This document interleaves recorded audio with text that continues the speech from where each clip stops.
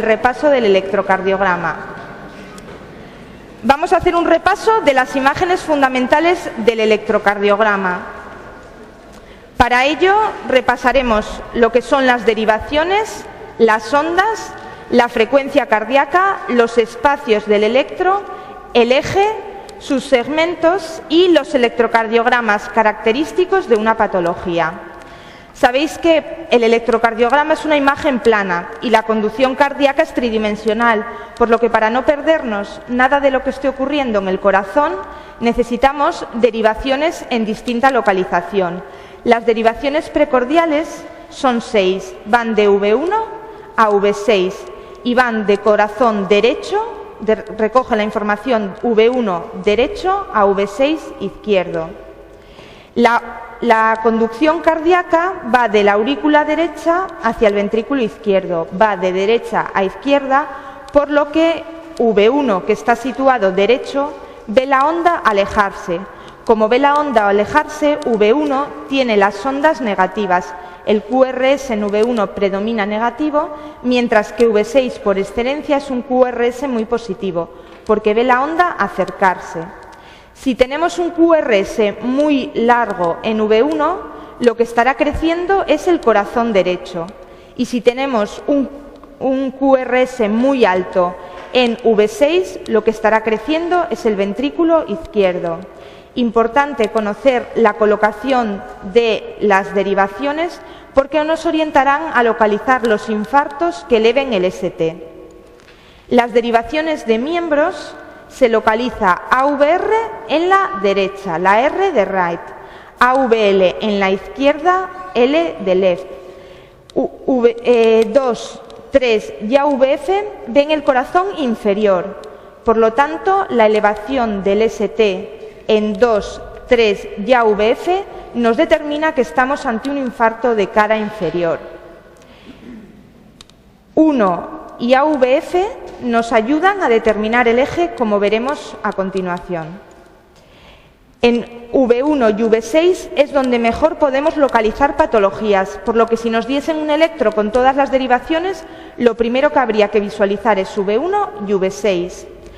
Como os decía antes, como V1 es derecho y la onda va de derecha a izquierda, V1 tiene el QRS predominantemente negativo.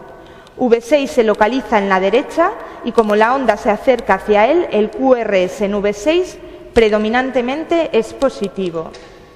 En cuanto a las ondas, el electrocardiograma se caracteriza por tener una onda P que indica la despolarización auricular. La onda P es la primera onda que aparece. El QRS indica la despolarización del ventrículo. La primera onda del QRS es una onda negativa que suele ser muy pequeña, un tamaño casi nunca superior a un cuadradito. Cuando esta Q se marca, se acentúa, probablemente nos indique un infarto pasado. La onda R es la onda más llamativa del electrocardiograma. Del QRS es la más grande y es positiva.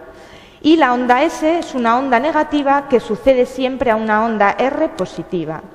La onda T indica la repolarización del ventrículo y suele tener una altura ligeramente superior a la onda P y una anchura ligeramente superior a la onda P. La onda P, si está más ancha de lo normal, nos indica que está creciendo la aurícula izquierda. Una onda P ancha, por encima de unos 2-3 cuadraditos, nos indica crecimiento de la aurícula izquierda. Si la onda P crece en altura, más de 2-3 cuadraditos, nos indica crecimiento de la aurícula derecha. Y esto, sobre todo, lo veremos en V1. Por lo tanto, para ver la morfología de la onda P, mejor ir a la derivación V1. Si en V1 vemos la onda P ancha, estaremos ante un crecimiento de la aurícula izquierda. Y si en V1 vemos la onda P alta y normalmente picuda, crecimiento de la aurícula derecha. En cuanto a la frecuencia cardíaca, cada cuadradito pequeño es 1 milímetro y cada milímetro son 0,04 segundos. 5 cuadrados grandes, 1, 2, 3, 4 y 5, es 1 segundo. Para calcular la frecuencia cardíaca, contamos los QRS que hay en 5 cuadrados grandes y los multiplicamos por 60. Y esa será la frecuencia cardíaca de esa persona. Lo habitual es que en 5 cuadrados grandes tengamos unos 2 electrocardiogramas, 2 latidos. Cuando aparecen extrasístoles, las identificamos por latidos adelantados. Si tenemos un electrocardiograma con un ritmo y de repente aparece un latido que se adelanta, eso será una extrasístole. Si la extrasístole es auricular, el QRS será estrecho. Y si la extrasístole es ventricular, el QRS será ancho. Las extrasístoles más frecuentes son las ventriculares. La extrasístole, aunque se considere una arritmia, suele ser asintomática y no requerir tratamiento. Por lo tanto, suele ser un hallazgo casual en deportistas, en personas jóvenes, cuando alguien se somete al estrés. ¿Por qué decimos que esta extrasístole es ventricular? Porque tiene un QRS ancho. El QRS suele medir menos de 3 cuadraditos pequeños y cuando se ensancha, la extrasístole es ventricular. Y decimos que en este electrocardiograma hay una extrasístole porque a la conducción, que tendría que ser normal, se le adelanta un latido ectópico. Las arritmias sinusales suelen ser taquiarritmias o bradiarritmias. Se dice sinusal si existen después, o mejor dicho, antes de cada QRS, una onda P que conduzca. Onda P que se sigue de QRS, decimos que el ritmo es sinusal. Taquicardia sinusal se determina por mayor frecuencia de latidos de lo que es lo esperable. Y la bradicardia se identifica porque hay una conducción lenta entre los latidos cardíacos. Dentro de las arritmias sinusales, la más frecuente es la taquicardia sinusal, que puede ser desencadenada por situaciones fisiológicas, como es la fiebre, el embarazo, la hipoxia o la disnea. Y estas manifestaciones, en general, las taquicardias no requieren tratamiento, mientras que las bradicardias, cuando se hacen prolongadas o se acompañan de síncopes, suelen requerir un marcapasos. Las taquicardias supraventriculares que más nos suelen preguntar en el MIR y que más han preguntado acompañándose de una imagen en los años en los que cayeron imágenes fueron la fibrilación auricular y el flúter. ¿Cómo las diferenciamos? Las dos tienen dientes de sierra. La fibrilación auricular es arrítmica, por lo tanto son múltiples dientes de sierra aberrantes. El flúter auricular lleva un ritmo, por lo tanto, entre cada QRS siempre hay el mismo número de ondas F. Suelen ser 3 o 2. La conducción suele ser rítmica con un ritmo 2:1, 2 ondas P por cada QRS o 3 ondas P por cada QRS.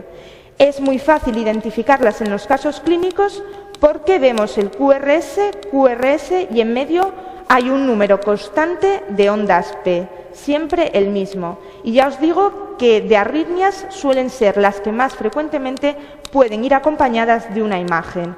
Fibrilación, dientes de sierra múltiples, flúter, dientes de sierra constantes. La taquicardia ventricular sería un caso clínico de un paciente en el que nos dicen que ha pasado un infarto agudo de miocardio.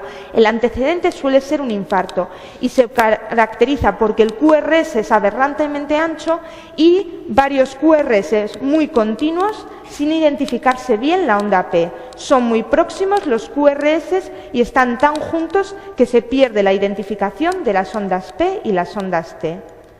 La fibrilación ventricular vendría acompañada de un caso clínico de un paciente que hace parada cardiorrespiratoria, un paciente con cualquier patología que entra en una clínica de síncope y fallece.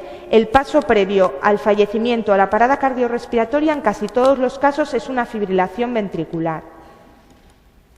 En cuanto a los espacios del electrocardiograma, de la onda P a la onda R, el espacio PR.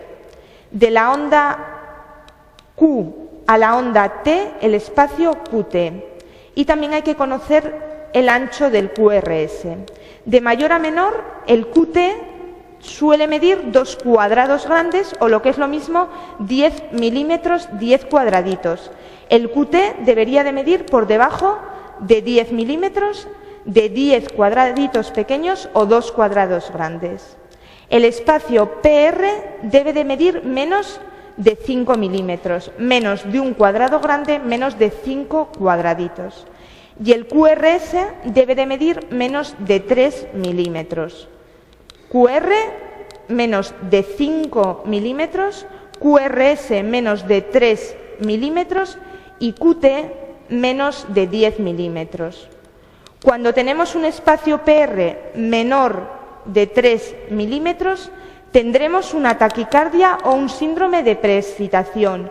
Aunque no conozcamos bien las medidas, se ve claramente porque la onda P se sigue del complejo QRS. Apenas hay un espacio PR. En el caso de un PR largo, casi siempre estaremos ante un bloqueo. Cuando el espacio PR mide más de 5 milímetros, en este caso 10, estaremos ante un bloqueo.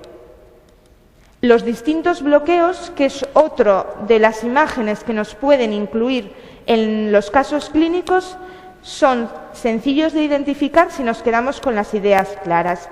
El bloqueo de primer grado simplemente es un PR alargado, un PR que tiene más de 5 milímetros, más de un cuadrado grande.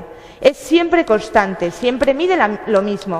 Aquí mide 7 milímetros, 7 cuadraditos, aquí otros 7, aquí otros 7, otros 7. Todo el electrocardiograma, toda la derivación que monitoricemos tendrá una medida constante de PR y será mayor de un cuadrado grande, mayor de 5 cuadraditos. En el de segundo grado tenemos dos tipos. El MOVIT 1 es aquel en el que va alargando, alargando, hasta que de repente deja de conducir. Vemos aquí un PR de 6 milímetros, aquí de 9 y aquí de repente deja de conducir. Alargamiento progresivo del PR hasta que de repente nos encontramos sin QRS. El MOVIT 2 es más grave porque es un PR que es constante. Vemos aquí unos 4 cuadraditos, aquí otros 4, otros 4, otros 4 y de repente, de forma brusca y sin avisar, deja de haber un QRS. MOVIT 1 se va alargando hasta que desaparece el QRS y MOVIT 2 de forma brusca no tenemos QRS. El grado 3 es el más grave. Es una disociación auriculoventricular. La aurícula conduce por su cuenta, se guía por un marcapasos y el ventrículo por otro. Por lo tanto, cada onda P no siempre se sigue de un QRS y se caracteriza porque es muy larga, es decir, hay una frecuencia cardíaca muy disminuida. Vemos que todos los espacios están alargados y además los QRS suelen ser anómalos, bien anchos, bien estrechos, bien con ondas aberrantes, pero no es un QRS normal. QRS anormales con conducciones excesivamente lentas, bloqueo de tercer grado con disociación aurículo-ventricular. El QRS ancho, mayor de 3 milímetros, nos suele indicar bloqueo de rama. El bloqueo de rama que nos han preguntado hasta 6 veces en los últimos MIRES es el bloqueo de rama izquierda, que tiene una morfología característica en M, como veremos a continuación. Para saber ante qué bloqueo estamos, vamos a buscar la polaridad del QRS en V1.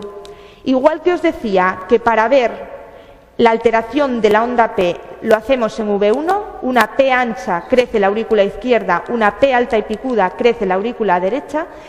Para ver las aberraciones en los bloqueos de rama vamos a V1. Si en V1 el QRS está ensanchado a costa de una onda positiva, estará bloqueada la rama derecha. Y si en V1 la onda que es ancha, el QRS está ensanchado a costa de una onda negativa, el bloqueo será izquierdo. Pero además, en el bloqueo izquierdo, lo que se produce es que el corazón intenta transmitir a través de un haz, pero como se bloquea, lo hace a través de otro. ¿Qué tenemos en V6, que es hacia donde se dirige la conducción ventricular? Primero se intenta transmitir la onda por una rama. Como esa rama se bloquea, tenemos una segunda rama. Por eso, la morfología del QRS en bloqueo de rama izquierda es muy característica en V6.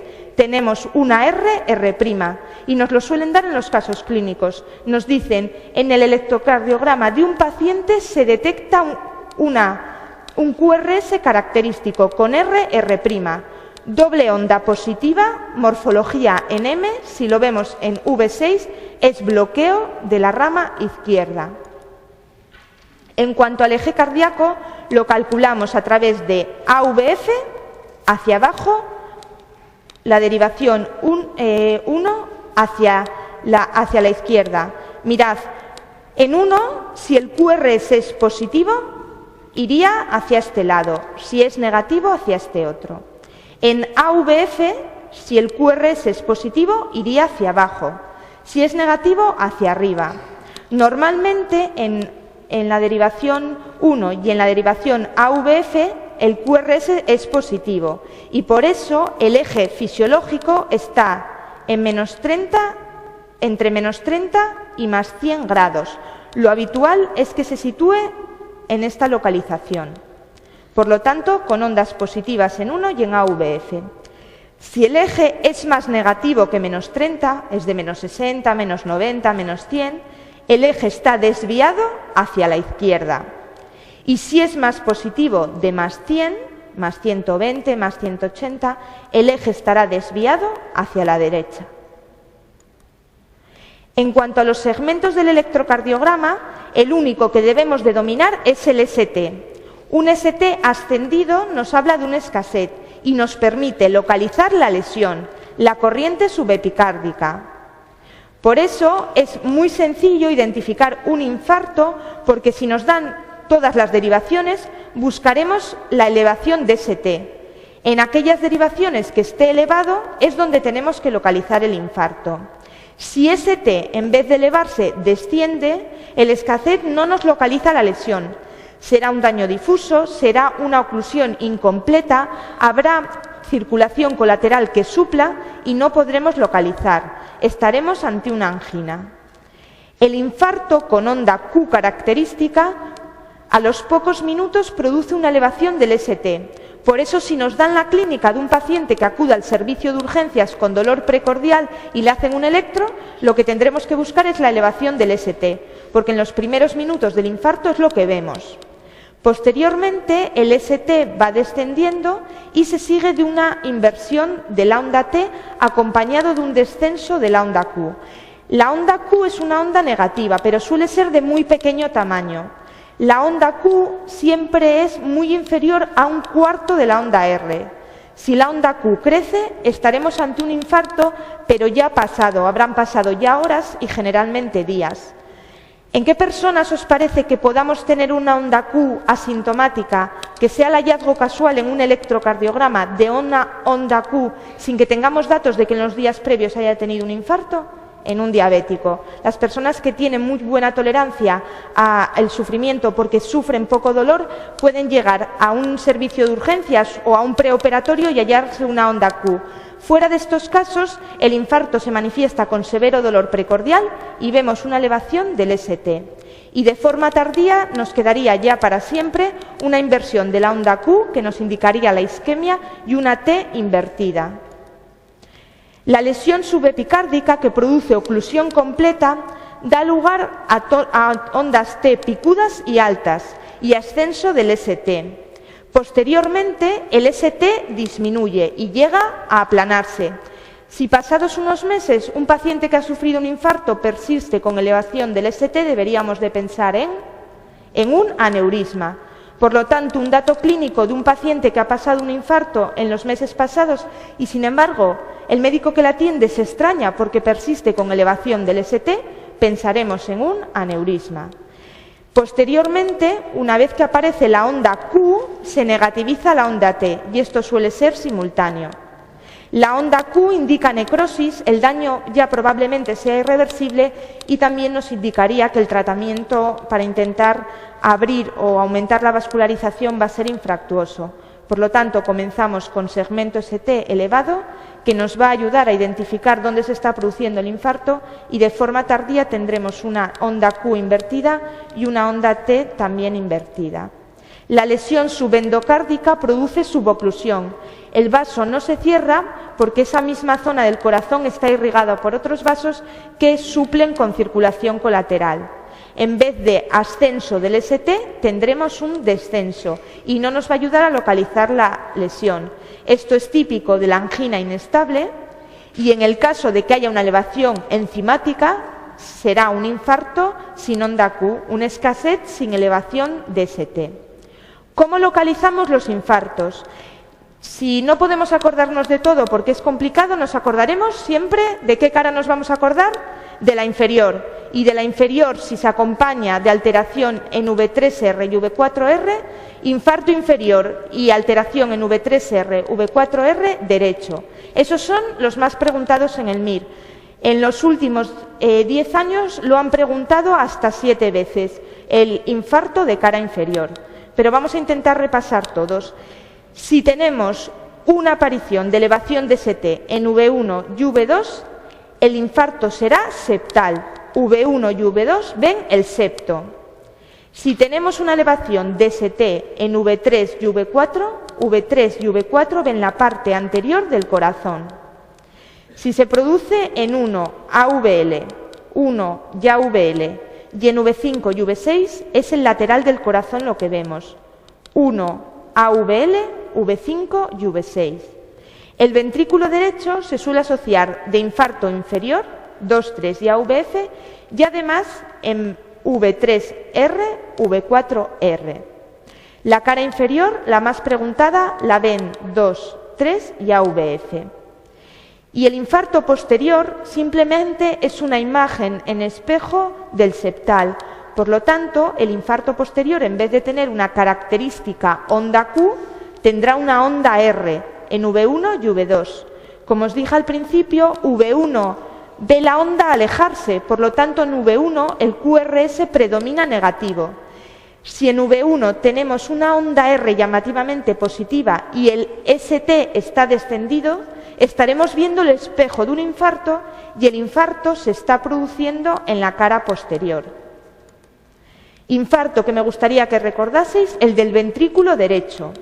Se asocia segmento ST elevado en V4R y V3R, pero además se suele elevar en 2, 3 y AVF. ¿Por qué?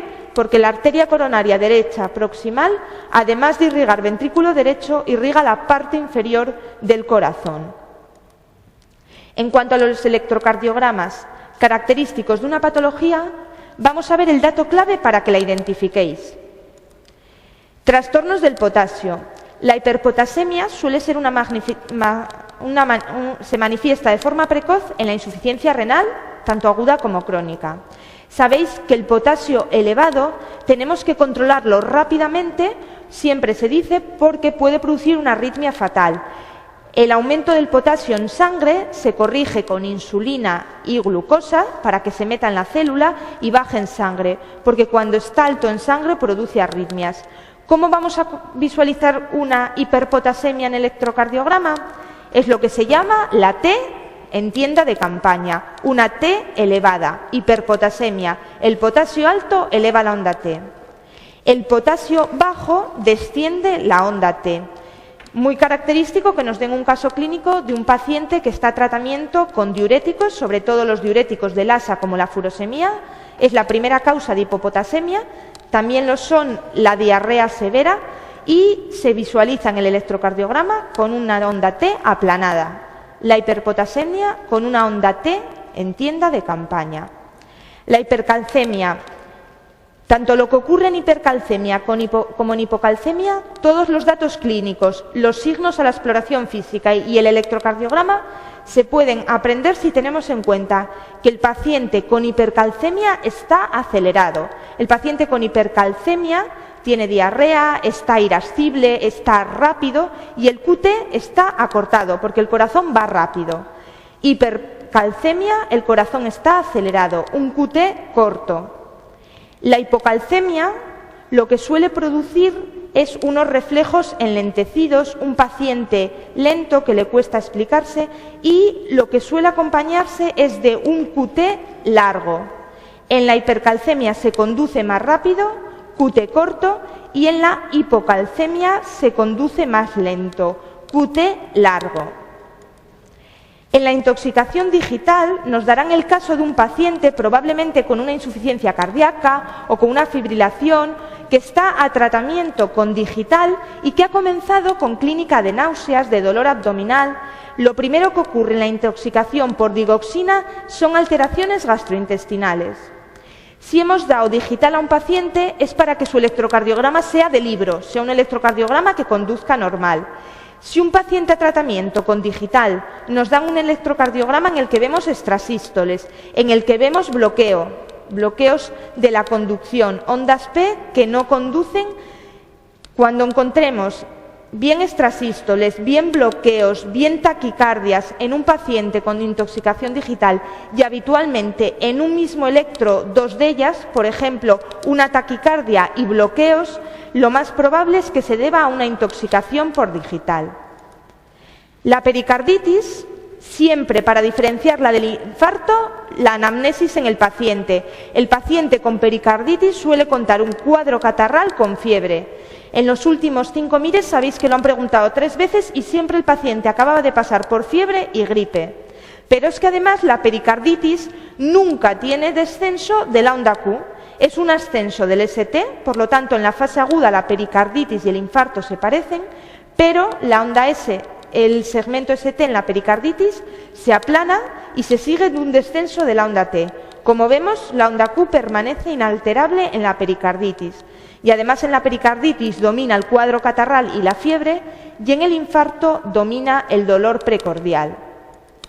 Y por último, como última enfermedad en la que es muy característico el electrocardiograma, en el taponamiento pericárdico. Siempre que haya derrame pericárdico, el corazón conduce mal, las derivaciones no captan y se ven ondas muy disminuidas de voltaje.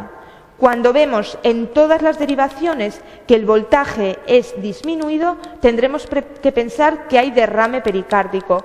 Y si nos dan otra clínica del taponamiento, como puede ser la hipotensión, la taquicardia, eso será clínica clara de taponamiento pericárdico.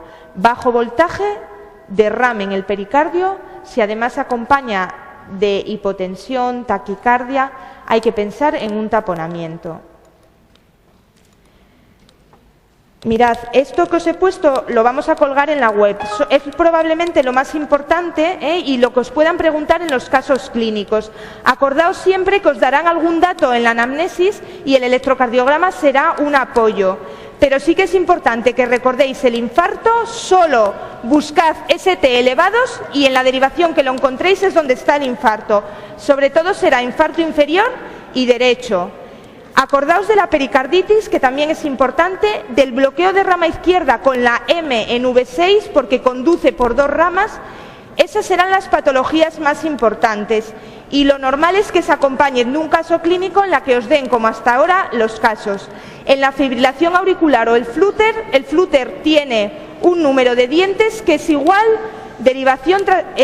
conducción tras conducción, mientras que en la fibrilación auricular los dientes de sierra son muy abundantes. Y un caso típico sería que os dijesen que un paciente acude a operarse, que eso nos lo han preguntado varias veces a los especialistas que hemos accedido en los últimos años a la especialidad. Eran casos clínicos en los que nos decían que un paciente asintomático acudía a operarse y salía este electrocardiograma. Normalmente es un flúter o una fibrilación auricular y te dicen cómo lo tratarías.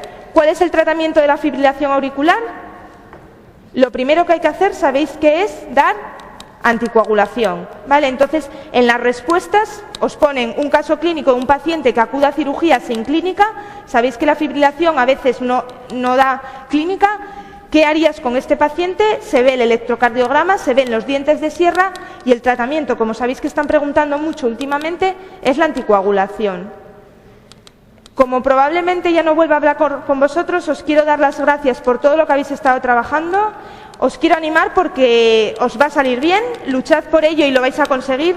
No os pongáis nerviosos, aunque lo haréis, porque todos nos ponemos nerviosos, pero intentad simplemente una cosa que es básica, que parece que el día que llega el examen estamos tan cansados que solo pensamos en lo que me habéis dicho muchos ayer y hoy, yo solo quiero hacer el examen y fiesta. Bueno, pues al sentaros al hacer el examen no vais a pensar en eso, vais a decir, todo lo que estudié lo voy a escribir aquí ahora porque vamos, y os va a salir bien. Ojalá que podáis hacer la especialidad que os guste y mucha intensidad en el estudio esta semana porque, bueno, os quedan 5 días y si habéis llegado estudiando a tope hasta aquí lo vais a conseguir hasta el final.